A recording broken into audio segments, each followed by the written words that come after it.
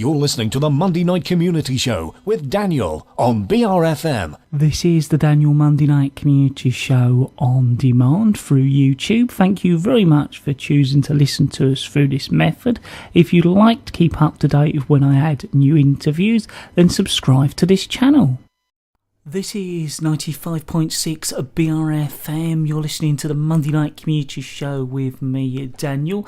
And now it's time to hear the selection of interviews I did when I was out and about at the Old Brewery Store, Neame. And it was for the launch of the KCC's Made in Kent Apprenticeship Campaign. This is what happened when I was there and who I spoke to.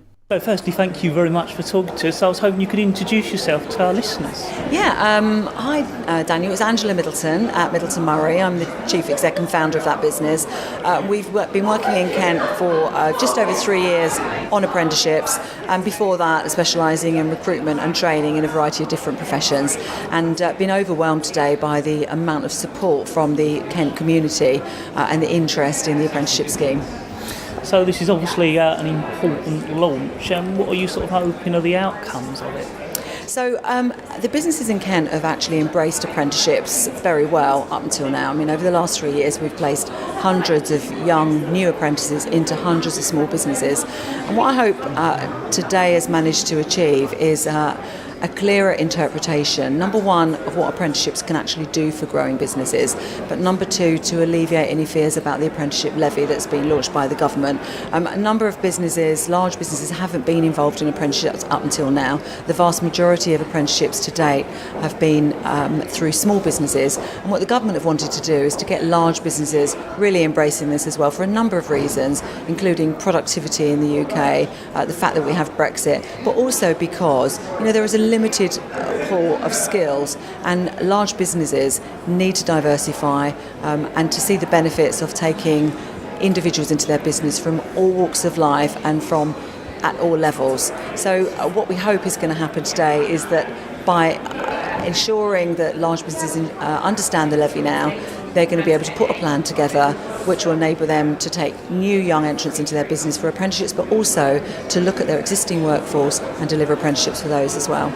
What is interesting is, listening from the talks, when you hear the word apprenticeship, you often think of traditional sort of trades, but you were saying it's more than that. Very much so. Apprenticeships have traditionally been thought of as those skills associated with manual labour, so bricklayers, plumbers, maybe hairdressers, and those are still fantastic professions, and obviously we do have apprenticeship standards to support those, but there are over 500 different apprenticeship standards and frameworks, and you can find apprenticeship programs for every single profession you could think of, ranging from the traditional ones such as lawyers, accountants, property managers, surveyors, teaching. And so now if businesses want to take on individuals and train them through those professions, they don't have to rely just anymore on the milk round for universities. They can actually take young people who are school leavers and put them on a bespoke programme which can take up to 5 years and put them through their business so that the young person not only achieves those qualifications but also achieves the knowledge and the cultural characteristics which are necessary for that particular business. So it could apply to a business that perhaps thinks it could have something to offer in the way of training but thought it couldn't do an apprenticeship because it wasn't really in those traditional skills, but you can support them to do it as well. Very much so. We're speaking all the time to businesses who can be in quite obscure professions actually. Artificial intelligence and all sorts of maybe digital marketing, but as well as, estate agents and lawyers and organisations such as that. And when we've been able to show them the apprenticeship standards, they've been really surprised and pleased to see that these are programs which contain exactly the things that they want to upskill their staff in. I was talking to somebody the other day, and they actually are a business that specialises in nuclear power, and I was even able to find an apprenticeship standard which covers all of the aspects of nuclear power from entry level right the way through to master's degree. I was going to say that's what sounds good, that it can be a starting ground to go on to university, because it's always good that there's other routes. I mean, I took a different route. I did a GNVQ, a national diploma, and then went to university. So this is another route you can take to get to university as well as not. Very much so. I mean, I think youngsters up until now have been shown that the way to go is an academic route, and if they can't do that, then to take the vocational. The shift has changed now whereby they're presented with two very viable options, vocational and academic. But as you very rightly say, that's not the end of the decision, because we have often seen people that take the first one or two levels of apprenticeship, which will qualify them to maybe A-level status. They've also got a couple of years' worth of work experience, which really helps them from an interview perspective and enhances their CV. And then they've actually applied to university and gone to university. So equally, what we're also going to see now is those who've been to university, they are graduates, they may even be master's graduates, because the eligibility criteria have changed. They also can join a business, and that business can say, okay, well, let's now put you through an apprenticeship, starting at the entry level, because it's going to be a completely different industry to the subject area that you've done your degree in.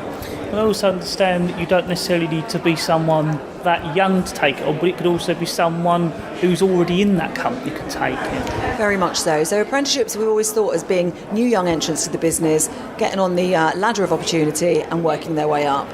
But now what we're seeing is that these apprenticeship schemes are open to absolutely everybody. So you can have worked in a business for many, many years. You could be 50 plus, as I am, and you could actually be presented with an opportunity to do an apprenticeship program.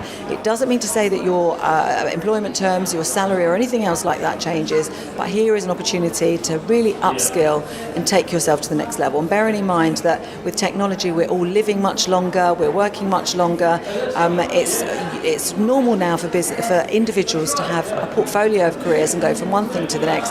Apprenticeship programs give them that absolute vehicle to do that. And I understand you're also getting ways online so that if someone's interested in apprentice, they can find those positions easier than in the crowded sort of job market. Yeah, very much so. If you go onto the internet and you put in national apprenticeships, you'll see that there's a huge site which is all the apprenticeships that are being posted nationally. And indeed, if you go onto individual company sites now, you'll see that they are advertising for junior level entrants. And even if they don't mention the word apprenticeship, I would always suggest that the young person applies and actually suggests that they could do this via an apprenticeship and actually introduces the idea to the company. We very often tap into something that I call the hidden job market. And what that is you're talking to business and saying, have you considered taking a young person into your business? Talking through that and introducing the idea of an apprenticeship, and they go from really lack of awareness right the way through to setting up an apprenticeship scheme and creating new roles which weren't there before. So apprenticeships are not only upskilling, but they're also really creating jobs and upskilling the UK nation. Well, I'd like to thank you very much for taking the time out to talk to us here at BRFM Bridge Radio. All right, lovely to talk to you, and thanks very much for the opportunity. So firstly, if the both of you could introduce yourselves for us. I'm Bethany Rushton and I'm from Maidstone, and I'm an apprentice working for Kent Scientific Services. I'm Florence English and I'm also an apprentice at Kent Scientific Services. So how did you come to find out about the apprenticeship and how long have you been doing it for? I've been doing the apprenticeship since the end of August. I came across it online. I just thought university really wasn't the route for me. I did my research and I found it from kent.gov.uk looking for alternatives to university, and that's how I found it. Mine was a very similar thing. Originally I wanted to go to university, but then I really struggled with A-levels, which I think a lot of people sort of have the same thing. So then I was sort of just looking into what other options there are, and I came across it on the kent.gov website as well, and it was really easy to apply and everything, and yeah. I was going to say, I think that's probably the more difficult thing when you're starting out, is what route you initially take. And are you hoping to still go on to do university, or do you think you'll carry on in this kind of way? Well, there are now apprenticeships that can now offer you qualifications that are equivalent to universities, where I could hopefully be going to university, getting degree equivalents in my workplace while still getting the work experience that I want to get and still getting paid. So I think it's a no-brainer. If you're getting the qualifications that you want, getting the work experience that you want, and getting paid at the same time, I just think there needs to be more voice about it, which more should know. I was going to say, how does it actually work? Are you doing a full-time job and the training on top, or is the job kind of cut down to allow you to do the training? We work 5 days a week, we work 4 days a week, and then we go to college 1 day a week. At college, we earn through a separate qualification, and then at work, it's general work, what you normally do on a work basis, and then you take your day off a week to go and get your qualification, and you're learning through the job. Yeah, basically. And are the sort of your employers more helpful and supportive because you're apprentice to if they just took you on as another employee, if you see what I mean? I don't think so. I think whatever route you come into the job, I think they'd be supportive, whether you've got your A-levels or whether you've not, whether you've got a degree or not. I think you're here to work, and as long as you're good to the company that you work for, you're good for them, and you show that you're enthusiastic for what you want to do and you want to learn and to progress, then I don't see why you should be treated differently, depending on what you've got and what you haven't got. And I assume it's something you enjoy doing at the moment? Yeah, I really enjoy it. It's something different and something new, and I think everyone should consider doing an apprenticeship if it's available to them, because it's not just GCSEs, A-levels, university, because university you just get loads of debt, and yes, a good time, but why would you want to put yourself in all that debt when you can be earning money while sort of gaining the same kind of qualifications? Well, thank you the both. Thank you very much.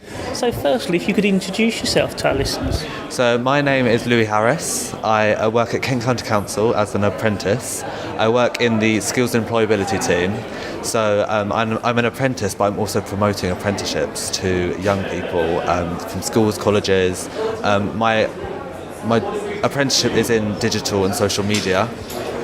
And obviously that's where you find lots of young people, and they're all on Twitter and Facebook and things like that. So and I know how sort of from doing this job how easily influenced they are. So as I am an apprentice myself, I've got such a good. I'm basically an ambassador for apprenticeships, and I can use myself as a case study. But obviously I've got a big close unit of apprentices that I've met since being in the council that I can also use as case studies, and I go to schools and colleges and I talk about apprenticeships, and just trying to influence them, get them to consider that this is a pathway that they can take as opposed to university or I don't know, any other route that they might take.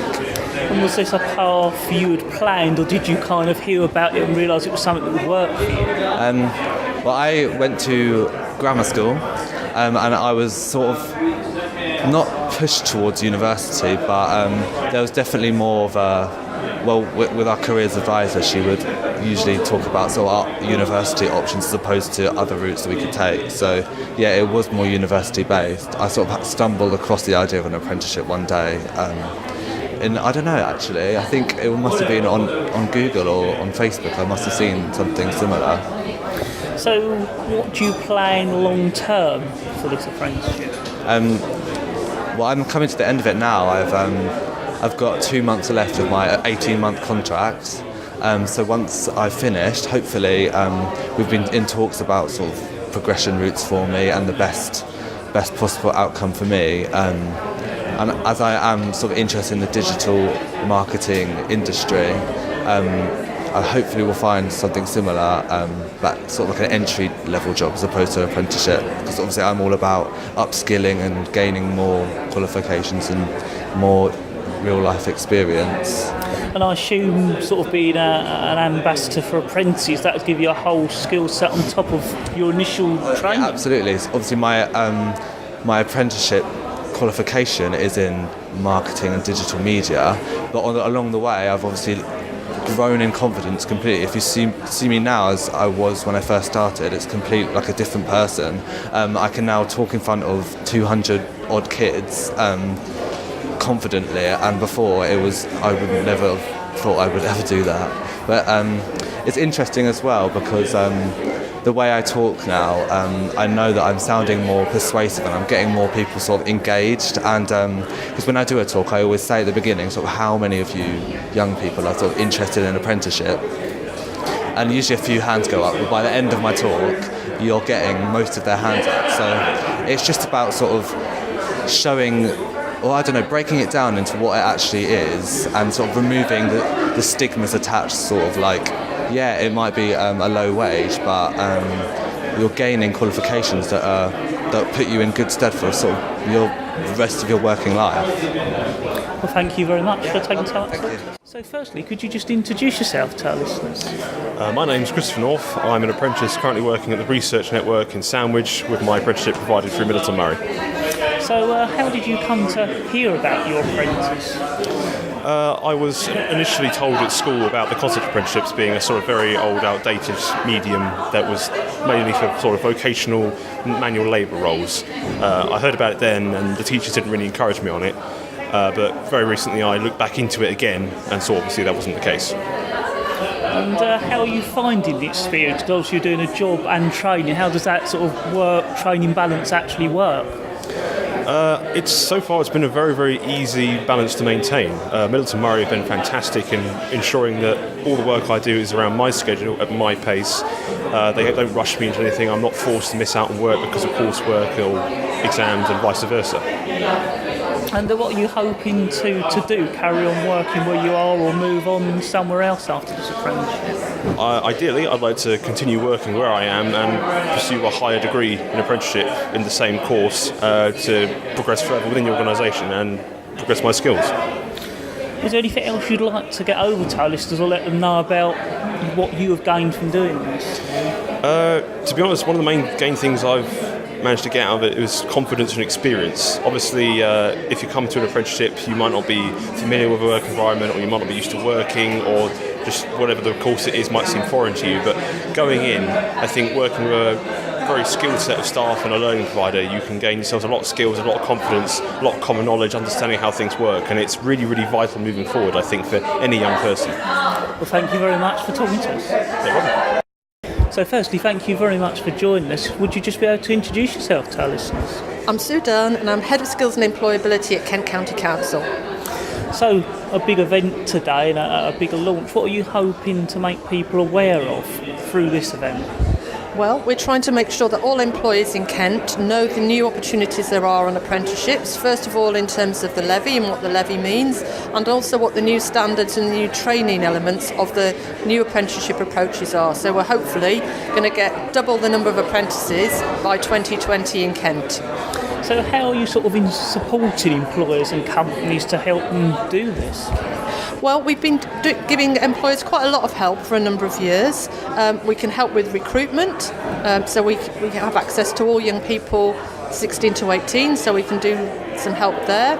We can help employers decide what what apprenticeship framework they should use, and we can show them how to use the money that now they can draw down through the levy. So 3 things really: recruitment, on the standards, actually the training, and also the funding. And what is interesting when I was listening to the talk is it's about sort of not only just young apprentices but people that are already working in the job can take it on. There's sort of different options. It could be a route to university but not necessarily. Well, I think the real exciting thing for me about the changes to apprenticeships are that for the first time adults, people over 19, will be able to get training free through the levy, where traditionally they would have had to have paid the money themselves, or their employer would have to pay. So adults now can change occupations, they can change sectors, they can reskill, they can upskill, and of course you're absolutely right. What can happen there is you can actually have a career route in an occupational sector, which those opportunities weren't there 4 or 5 years ago. So really exciting times for adult skills and upskilling the workforce. And Kent County Council are taking on their own apprentices, so that means you have an understanding of how it will work in the real world. Yeah, currently at the moment in the council we've got 197 apprentices. 5% of my team are apprentices, and actually we're going to have a massive increase over the next year. We're going to increase that to 300. So the council absolutely is committed to modelling what we want other employers to do. And we've had a really successful programme at KCC for about 5 years now, and we're very proud of what we do. Is there anything else you'd like to get over to our listeners or let them know about? Well, there's the website and there's the helpline. If you're an employer or if you're a person, a young person or an adult that's interested in apprenticeships, just give us a call. We'll get back to you and we'll see if we can give you any help that we possibly can to help you in terms of maybe your next career move. Well, thank you very much for talking to us here at BRFM Radio. My pleasure, and as I say, we're welcome to help anybody we can.